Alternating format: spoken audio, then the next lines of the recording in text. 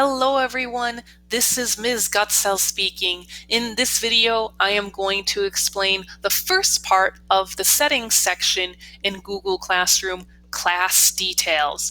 With that being said, let's begin. To access the settings menu, I need to go to the right side of the screen and click on the gear icon. Class details is the first part of settings.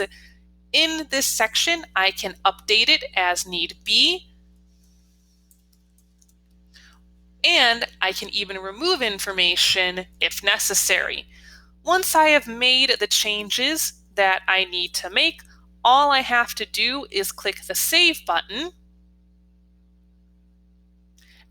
Then I can click this down arrow and see that the information has been adjusted.